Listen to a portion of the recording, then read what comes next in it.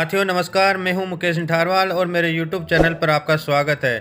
शिक्षा विभाग से जुड़े हुए नवीनतम अपडेट्स के लिए मेरे चैनल को सब्सक्राइब करें, लाइक करें, बेल आइकॉन को प्रेस करें जिससे नवीनतम वीडियो का नोटिफिकेशन आपके मोबाइल पर प्राप्त हो। लीजिए साथियों, हम आज बात करते हैं शिक्षक मूल्यांकन प्रपत्र टैप। जानिए साला दर्पण पर टैप को कैसे भरें, कैसे ऑनलाइन करें। जुलाई से लेकर दिसंबर 2020 जो छमाही द्वितीय छमाही है उसके लिए टैप ओपन हो गया है। मेरा पहला एक वीडियो था जिसके अंदर टैप के बारे में मैंने विस्तृत जानकारी बताई थी। आज हम बात करेंगे टैप को कैसे ऑनलाइन करें। आप यहां पर अपने मोबाइल नंबर, आधार नंबर और ईमेल को कैसे वेरीफाई करें, कैसे आपको ओटीपी प्राप्त होंगे, कैसे उसको आपको वेरीफाई करना है, यहाँ से लेकर आपको अपने भाग ए, भाग 2 और भाग 3 संपूर्ण प्रोसेस टैप को कैसे सेव करें, अंत तक देखते आप जुड़े रहें जिससे कि आपको संपूर्ण प्रोसेस जान पाएँ। हम यहाँ पर बात करते हैं कि अब की बार टैप में बहुत कुछ परिवर्तन हुआ है, अतः ये वीडियो बहुत इम्पोर्टेंट होने वाला है। आप देख पाएंगे कि हमें क्या क्या परिवर्तन देखने को मिलेंगे। यहाँ पर आपको जैसे फेज वाइज आपके ओपन हो रहा है। प्रथम फेज में 27 तारीख से 3 फरवरी तक, द्वितीय फेज में 5 फरवरी से 12 फरवरी तक और तृतीय फेज में यह 14 फरवरी से 22 फरवरी तक यह ओपन होगा। किसको कौन से फेज में करना है इसके लिए मैंने एक पहले अलग से वीडियो बनाया हुआ है, आप उसे आदेश सहित देख सकते हैं। लीजिए साथियों, हम सीधे ही अपने स्टाफ विंडो के ओपन करते हैं। स्टाफ विंडो के ऊपर आप यहाँ देख पा रहे होंगे स्टाफ लॉगिन का बटन है। आप इसको जैसे ही हम इसको क्लिक करते हैं, आप यहाँ पर स्टाफ लॉगिन को क्लिक करेंगे, आपके सामने इस प्रकार का एक इंटरफेस खुलेगा जिसमें आपको स्टाफ लॉगिन के लिए यूज़र नेम, पासवर्ड और इंटर कैप्चा लगाने के बाद आपको लॉगिन करना होगा। जैसे ही हम लॉगिन करेंगे हमारे सामने इस प्रकार का एक इंटरफेस खुलेगा जिसमें बाईं ओर यहाँ पर आप देख पा रहे होंगे कि 3 लाइन हैं। उन 3 लाइन को जैसे हम क्लिक करेंगे, आप क्लिक करने के साथ ही आप देख पाएंगे कि इस प्रकार यहाँ पर आपके home, smile to, profile, apply और फॉरम। जी साथियों, यहाँ पर जैसे ही आपको फॉरम दिखाई दे रहा है इसको आपको क्लिक करना है और फॉरम्स को क्लिक करने के बाद आपको नीचे टैप लिखा हुआ मिलेगा और टैप को जैसे क्लिक करते हैं आपके यहाँ पर 2 ऑप्शन खुलेंगे। पहला जो ऑप्शन है टैप है टीचर्स फॉर्मेट सेशन 2020-21। जी साथियों, ये ओपन हो चुका है, हमें इसको क्लिक करना होगा। जैसे हम इसको क्लिक करेंगे आप ये देख पाएंगे कि आपके सामने यहाँ पर कुछ व्यक्तिगत सूचना प्रपत्र जो इस बार बहुत नवीनतम दिशा निर्देश हैं आपके सामने खुलेंगे। प्रजेंट पोस्टिंग डिटेल्स आपके सामने खुलेंगे और इसके बाद में यहाँ पर एक विशेष नोट आपको मिलेगा जिसको मैं यहाँ पर पढ़कर आपके सामने बता रहा हूँ कि आपको करना क्या है। वेरिफिकेशन सूचना के निम्न विवरण से संबंधित कॉलम को देखें। रेड कलर में मैसेज आ रहा है तो उस बटन को क्लिक करें। जी साथियों, यदि आपका आधार नंबर जैसे मेरा पहले से यहाँ पर वेरीफाइड है तो यह ग्रीन टिक आ रहा है, जबकि मोबाइल नंबर और ईमेल आईडी अभी तक वेरीफाइड नहीं है इसलिए रेड बटन आ रहा है। वेरीफाई करने के लिए रेड बटन को क्लिक करेंगे, मोबाइल नंबर के सामने के रेड बटन को क्लिक करेंगे तो आपके सामने इस प्रकार का एक मैसेज आएगा। आपका ओटीपी जनरेट होगा। रजिस्टर्ड मोबाइल नंबर पर आपके ओटीपी जाएंगे और उन ओटीपी को आपको यहाँ पर सेव करना है। जैसे ही ओटीपी आप यहाँ पे सेव कर देंगे आपके सामने इस प्रकार का एक विंडो खुलेगा जिसमें लिखा होगा मोबाइल नंबर वेरीफाइड सक्सेसफुली। जी साथियों, जैसे हमारा एक चरण पूरा हो जाएगा हमें दूसरा चरण पूरा करना है। इसके लिए आपको ईमेल आईडी के सामने का रेड बटन को क्लिक करना होगा। जैसे ही हम रेड बटन को क्लिक करेंगे आपके सामने यहाँ पर एक ओपन विंडो होगा जिसमें इंटर ओटीपी लिखा होगा। आपके रजिस्टर्ड ईमेल के ऊपर आपका ओटीपी सेंड हो चुका है। जी साथियों, यहाँ पे बहुत सारे साथियों के फ़ोन और कमेंट्स हमें प्राप्त हो रहे हैं। उसमें यह आ रहा है कि हमारे ईमेल के ओटीपी प्राप्त नहीं हो रहे हैं, हम परेशान हैं। इसका समाधान ये है कि आप इसको बार बार 1 बार 2 बार 3 बार करें। यदि नहीं आ रहा है तो कुछ समय बाद वेट करके पुनः आप इसकी ट्राई करें, आप सफल हो जाएंगे, आपके ईमेल पे ओटीपी प्राप्त हो जाएगा। तकनीकी समस्या के कारण ऐसा हो रहा है। जैसे ही हमें ईमेल के ओटीपी प्राप्त होंगे हमें यहाँ पर सबमिट करना होगा और क्लोज करना होगा और आपके सामने इस प्रकार एक मैसेज आएगा कि आपके ईमेल वेरीफाई सक्सेसफुली का मैसेज आ जाएगा। इसे हम क्लोज कर देंगे। हमारा यहाँ पर तीनों प्रकार के जो आपके रेड ऑप्शन आ रहे थे, आपके तीनों ग्रीन ऑप्शन हो जाने चाहिए और आपके आधार नंबर, आपके मोबाइल नंबर, आपकी ईमेल आईडी आपके टैब से जुड़ चुके हैं और यह आपका वेरीफाइड हो चुका है। जी साथियों, इतना काम करने के बाद में हमें पुनः एक बार हमारे टैब के अंदर जाना होगा और यहाँ पर टैब टीचर फॉर्म को आपको ओपन करना होगा। जैसे हम इसको ओपन करेंगे, आपके सामने इस प्रकार का एक मैसेज आएगा जिसमें शिक्षक मूल्यांकन प्रपत्र 2020 और 21। जी साथियों, यहाँ पर ऊपर आपके सामने लिखा हुआ होगा शिक्षक मूल्यांकन प्रपत्र 1 जुलाई 2020 से दिसंबर 2020। जी साथियों, ये जो आपके सामने लिखा हुआ आ रहा है, यह इस 2020 के वर्ष के द्वितीय छमाही का आपका टैब ओपन हो चुका है और इसको हम इस प्रकार भरेंगे। आपके सामने नीचे यहाँ पर लिखा हुआ आ रहा है सत्यापित। जी साथियों, उसको भरने के लिए हमें सबसे पहले सत्यापित पर क्लिक करना होगा।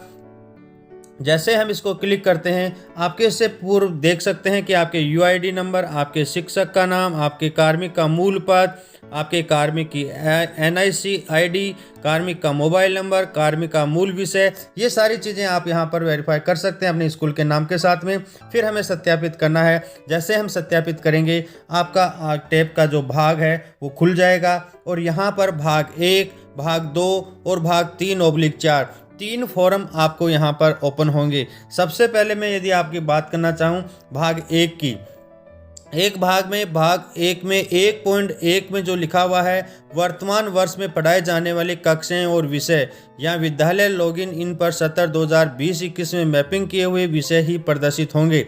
यदि साथियों आपके यहाँ पर कक्षाएं और विषय यदि शो नहीं हो रहे हैं तो टैब आगे नहीं खुलेगा। अतः सबसे पहले आप अपने साला दर्पण पे आपको वहाँ पर आपके सब्जेक्ट मैपिंग करनी होगी और सब्जेक्ट मैपिंग करने के बाद में आप यहाँ पर 1.2 के ऊपर जाएंगे।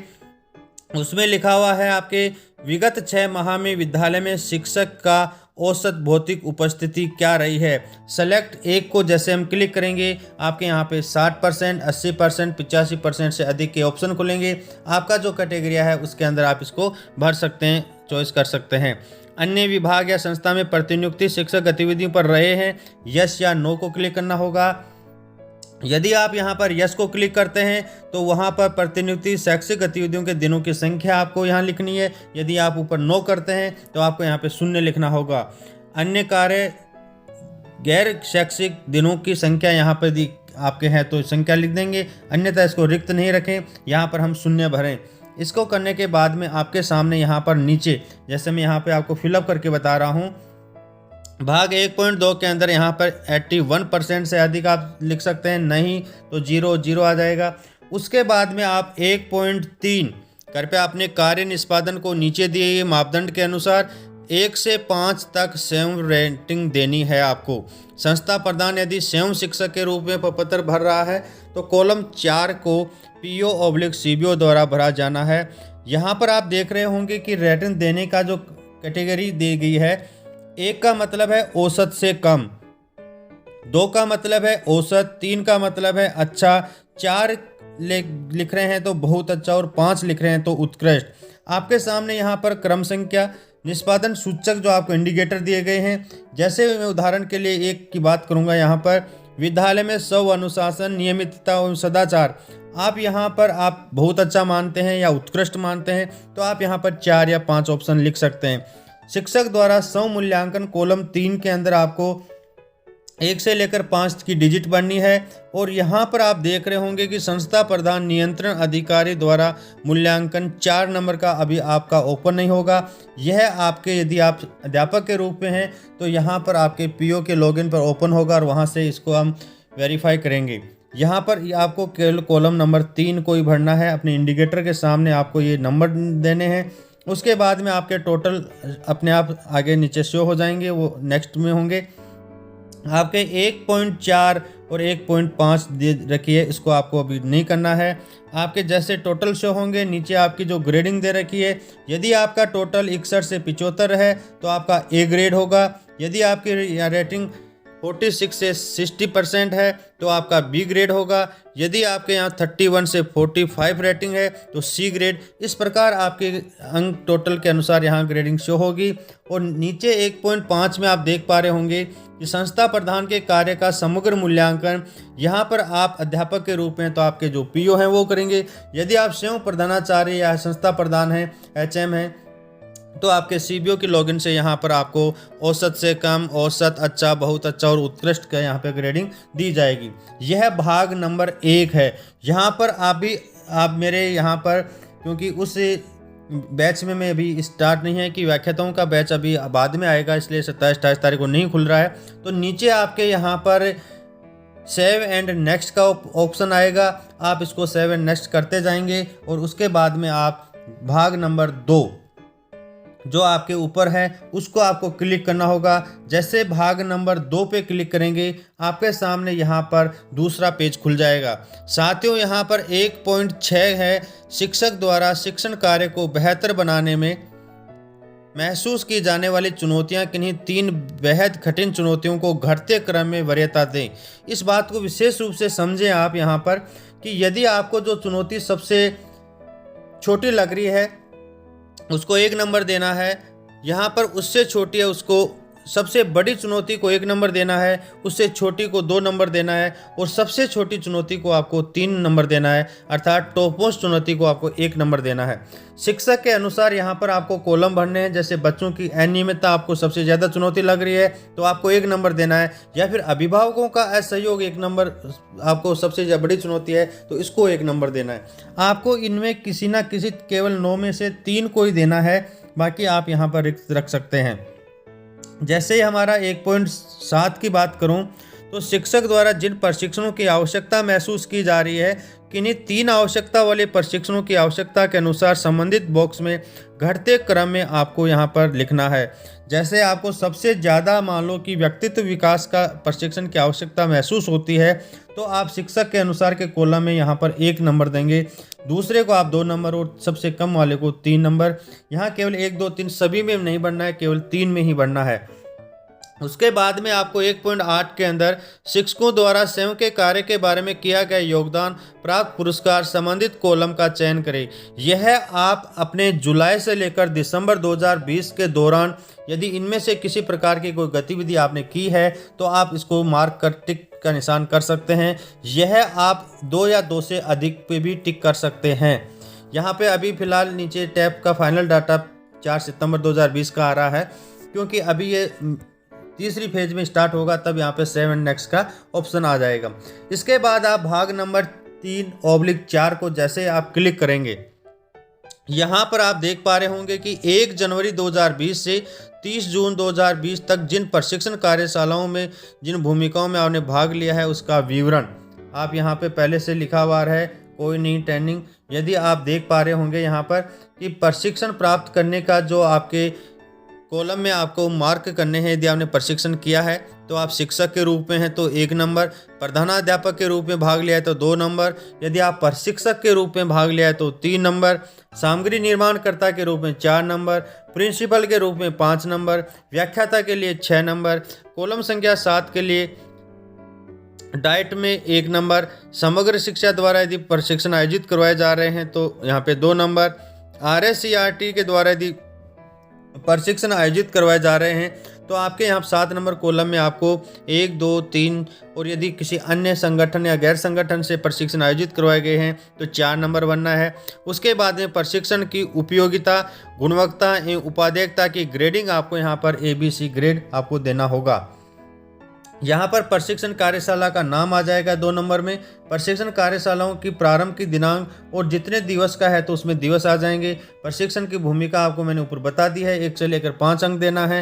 और प्रशिक्षण कार्यशालाओं का मुख्य बिंदु उच्च प्राथमिक कक्षाओं के लिए आप इसमें विषय लिख सकते हैं, आपका जो सब्जेक्ट है। यह आपको करने के बाद में आप इसको सेव कर देंगे, नेक्स्ट रो खुल जाएगी, उसके बाद में सेव कर देंगे तो 2 या 2 से अधिक इसमें आप प्रशिक्षण को सेव कर सकते हैं। जी साथियों, उसके बाद में 2.2 में आ रहा है कंप्यूटर प्रशिक्षण प्राप्त किया। यहाँ पर यस और नो का ऑप्शन खुलेगा। यदि आपने RSCI टिक कर रखा है तो आप इसमें यस कर सकते हैं। 3.1 में आप देख रहे होंगे, पाठ्य पुस्तक प्रशिक्षण एवं विभागीय प्रशासन की कार्यशैली के संबंध में अपने कार्य निष्पादन को नीचे दिए गए मापदंड के अनुसार अपनी राय 1 से लेकर 5 तक की रेटिंग देनी होगी। जी साथियों, यहाँ पर आप प्रशासन अर्थात आपके जो उच्च अधिकारी हैं, पीओ हैं, सीबीओ हैं, उनसे संबंधित विषय वस्तु दी गई है। उनसे आप कितना संतुष्ट हैं, औसत से कम हैं, औसत हैं, अच्छा है, बहुत अच्छा है या उत्कृष्ट हैं, तो आपको यहाँ पर रेटिंग देनी होगी। 1 नंबर, 2 नंबर, 3 नंबर, 4 या 5 यहाँ दे सकते हैं। इतना आपको भाग 2, 3 और /4 यहाँ पर करने के बाद में, जैसे उदाहरण के लिए मैं यहाँ पे बताऊँ आपके कि हमने यहाँ पे यस कर रखा है, यहाँ 4 से 5 का किया है और यहाँ पर हम सबमिट कर सकते हैं। आपका नीचे यहाँ पर फाइनल लॉक का ऑप्शन आएगा। जैसे आप कर देंगे, आप इसको सेव करके और अंतिम तीसरे पेज पे आपका लॉक का ऑप्शन आ जाएगा। आप इसे लॉक कर दें, आपका टैब लॉक हो जाएगा। साथियों, बिना किसी समय का इंतजार किए हुए हम इसको आसानी से भर सकते हैं। यदि किसी प्रकार की कोई आपकी समस्या है तो इसी वीडियो के कमेंट्स बॉक्स में आप अपनी समस्या रख सकते हैं। आपके कमेंट्स का उत्तर का जवाब यहाँ पर आपके प्रश्न का उत्तर जरूर दिया जाएगा। साथियों, यदि ये वीडियो आपको अच्छा लगा है तो like and subscribe my channel Mukesh Nitharwal. अंत तक वीडियो देखने के लिए आपका बहुत बहुत धन्यवाद।